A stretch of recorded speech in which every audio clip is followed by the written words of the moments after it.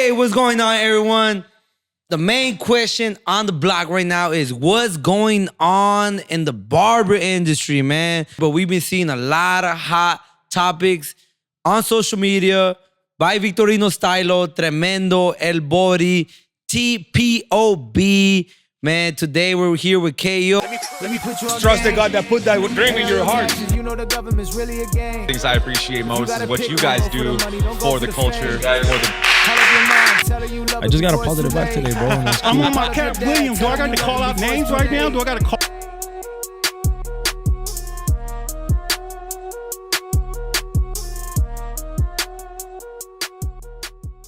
What's good, man? As you've seen, man, and you heard it, everyone in the barber industry, man, there's a lot of controversy going on. There's a lot of hot topics, a lot of tension, but it's great. I think it's great for the industry. It's evolving. There's a lot of controversial stuff. Let's start off by, Victorino Style.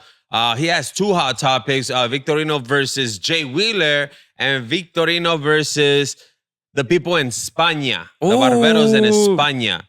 So we'll jump on Victorino and Jay Wheeler. I don't know if you've seen, Diego, but there's a hot video going around right now where Jay Wheeler, if you guys don't know who Jay Wheeler is, he's a musician in the reggaeton industry. He is was a client of Victorino one time as well. And he's bringing up a controversy of if an artist is paying $200 or more, there should be no reason why they should have to take a picture with that barber. How do you feel about that, Diego? Man, I don't know too much about Wheeler, but I know a little bit of Victorino now. And Victorino in the video, before we get into the video, we're going to pop out the video for you guys. I know Victorino for a long time, KO. Yeah, like I've been following him for 10 years, bro. Like Victorino, like when I think about Victorino, anybody know about Victorino?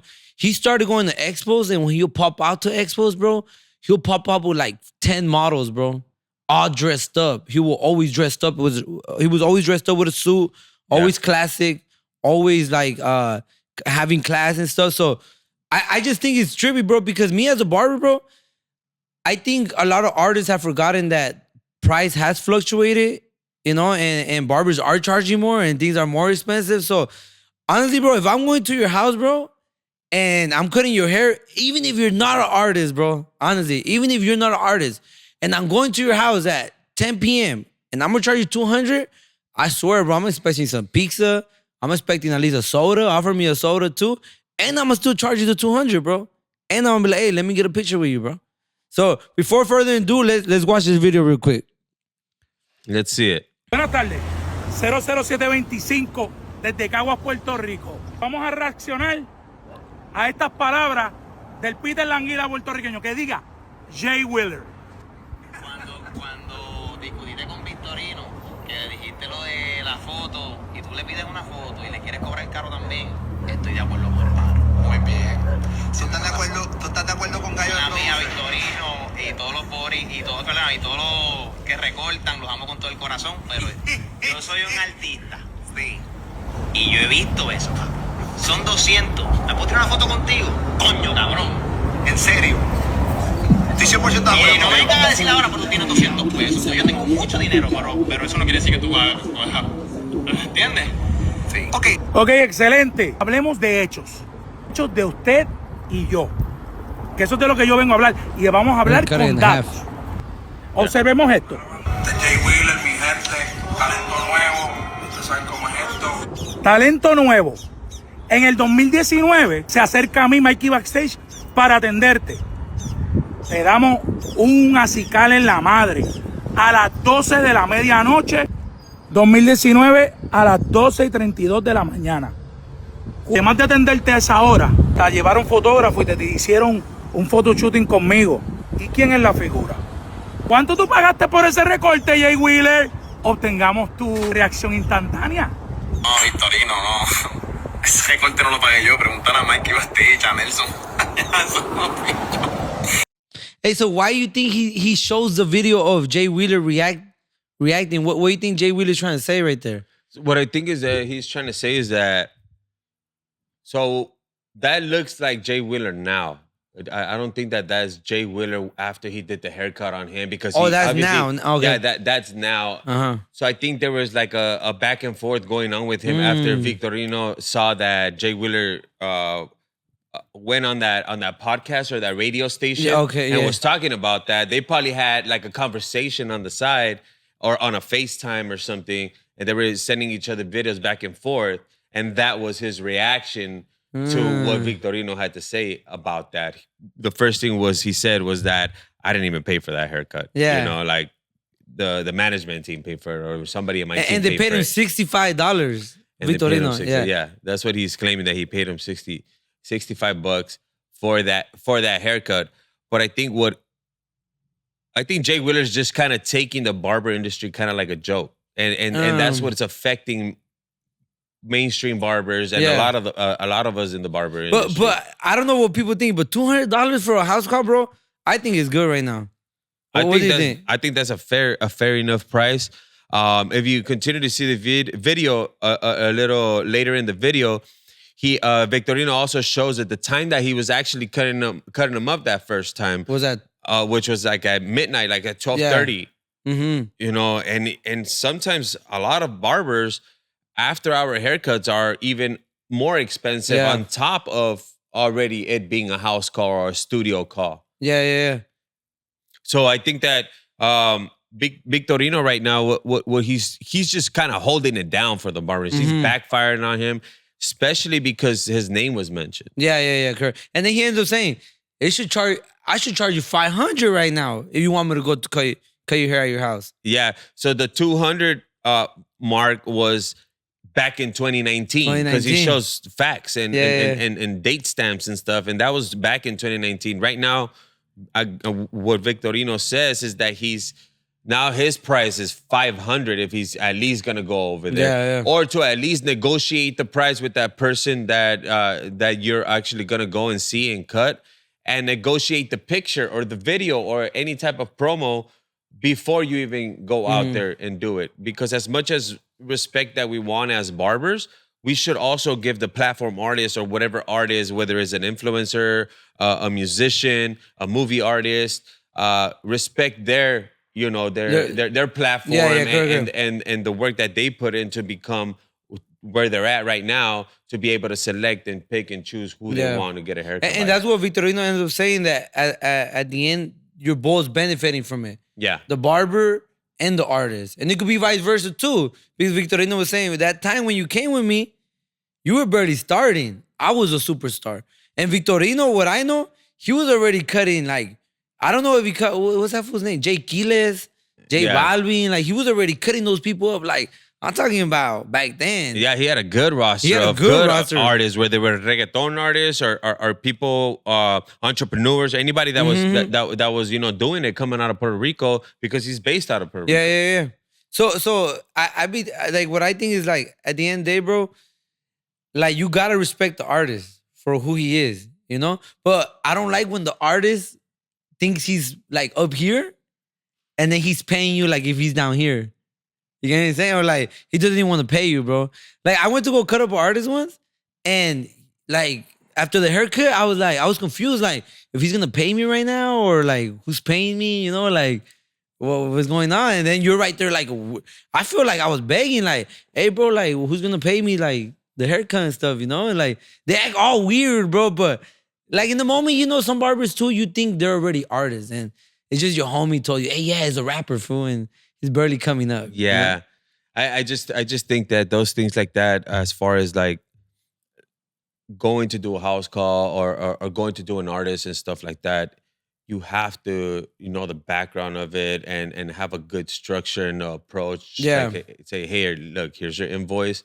This is my information. But if you just go up there, it's kind of hard for you to say something to someone opposed to handing them a paper or showing them the contract. Or so I hear sometimes when you go out and do a house call, sometimes you're already paid.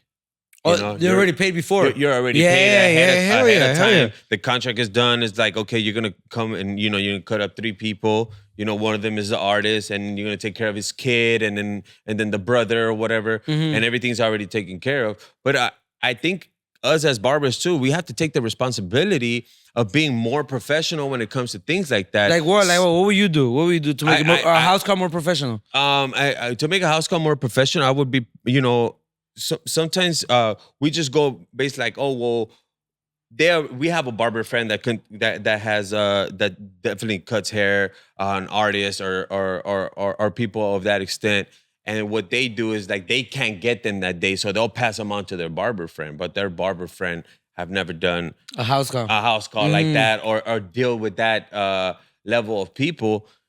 So they're not prepared as the other person's prepared. And what I mean by being prepared is like, having an invoice, having a good communication with the person that's hitting you up to come and cut these artists, opposed to just kind of picking them off from someone that can't get them. Yeah. Sometimes you kind of, even though if it's an artist or something, and you may think that you're in the hopes of you might get a picture with this person, you might execute this plan, it may not turn out that way. Yeah, correct. So sometimes it's okay to kind of let some of those gigs go, and if you're not ready, because it's not your time. The problem right now in the barber industry, I feel, is that a lot of these young barbers or starting up barbers, yeah, they're really good with the clippers and all that, but they have no customer service. They have no people skills. They don't know how to close out a deal. They can't negotiate anything. They just know how to cut hair. And granted, that's a great part and a big part of of being a barber, but it also pertains to being prepared for all that, being ready and know what you're getting yourself into, opposed to just kind of taking gigs and learning as you go and stuff. But an incident actually happened with one of the barbers at my barbershop. He went to go cut up. It was the UFC fight of one of the Mexican ones. Oh, the Mexican, yeah. And Chihuihuis. Yeah. And Chihuihuis. I don't know his name. Let me see. I forget Chihuihui's name. Might just be Chihuihuis. So the barber went over there. It's Raul Rosas Jr. Raul Rosas, yeah. Jr., So my barber went to go cut him up. And what happened was that he cut him up. Everything was fresh. It was dope. And they all took a picture and everything was great, right? And at the end, he posted that he was cutting him up. The barber posted him. He went home. I guess he had not got paid or whatnot. Then later on, he tried to charge him, and he's like, "Well, you already posted the picture, and you did all this, like, and you still want me to pay you?" And it was like, "What?" Damn. So he kind of had to eat that up, You already did the haircut, so that's kind of like what I'm talking about. Like, you have to be ready for what's to come, and I know he took that as a learning experience. So when I got an opportunity to talk to him, and I told him like, use this as a learning experience. Like. At the end of the day, a lot of us are very passionate about cutting hair. Yeah. So each canvas that we get, we just give it the best that we can, and we just got to learn from that so it doesn't happen to us again. Correct. I think just communication is where it comes down. Like, if the barber doesn't have communication from the get-go, from the beginning, bro, since it's like, I will see it like a deal. You're closing the deal. There's a transaction at the end of the deal. If you don't approach it and anticipate it with structure, then you end up like this. Because me as an artist too, bro, if you take a video behind me, bro, of my haircut and you post and you didn't tell me, and I'm a big artist, I'll be like, hey, bro, well, look, low key, that picture, that video costs what the haircut costs. Kind of, Yeah. So we break even. Like, that's how I would see it if I was an artist. I think that it's different. It's different since the beginning. You go like, hey, bro, I'm gonna cut you up. It's gonna be this much. Like Victorino said, it's gonna be this much. Already negotiate the picture beforehand. Hey, bro, I'm gonna cut your hair and I want a picture and I'm gonna post it. I'm willing to charge you $150. Is that cool? And the barber says, hey, no, I free. Give it to me for free and I'll let you upload the picture. And you already have an agreement beforehand. All right, cool. I think everything has to happen beforehand, bro. Yeah, I think you just got to be ready and be prepared for those type of things and the negotiation of that. Another thing that kind of came into play when I was thinking that, right? So I was thinking, us as barbers, we may have an opportunity to cut up someone a role model, someone that we look up to, and to us, that may be like, hey, you know what? I don't even want to charge you. I've always dreamt of cutting someone like you, which is great, right? Sometimes where I feel like Jay Wheeler is wrong as well is that that barber could be a fan, and may just be wanting to take a picture of you. That could have been his dream come true to be able to chop up, an artist, and I feel like what he doesn't know is that what if he's just a fan and just wants a picture when he's not even trying to post a picture for clout, like, because I feel like the artist, what they're saying is, you're taking a picture with me because you're trying to gain something from this picture. Correct. And to some of us, we're just trying to build a portfolio. That's all we're trying to do. But the artist is seeing it like that, bro. The artist is seeing it like, hey, like you're gonna get clout off of this. You may get 2 or 3 other clients, or another artist may trust you now because I trusted you and I allowed you to cut my hair. Correct. But you gotta give it to where it's due. If you're putting in work and your haircuts are clean and you drove out there and you did your thing and you cut that person's hair and everything's good, just be. I think communication goes a long way. Like if you communicate with the artist and you tell them, even if you tell them face to face, like, hey, we could take a picture. Like, I'm a fan of you or whatnot. Then it's completely different than if you do everything out of spite. For example, one time I thought that, I could just get any barber to come over to the shop and give us a class of any sense, right? Yeah. And I reached out to a local barber that is on a come up and has been wanting to. I like his work. I met him and everything seemed super cool, but when I told them that I was gonna that the class at the barbershop was gonna be for free, he backed out. Like, he freaked out, bro. He backed out. He's like, no, like, I'm worthy of my work. I can't let you bring other barbers for free to watch me work. Yeah. And it was not until then until I understood, like, I respect that, but it kind of hit me. Like, I was like, wait, what? Like, this is my place. I was paying him his ticket price. He gave me a quote. This is how much I charge, to do a class, this and that. Then after he said, I can't have you bring people to this class for free. My minimum ticket is $300. And I was like, what?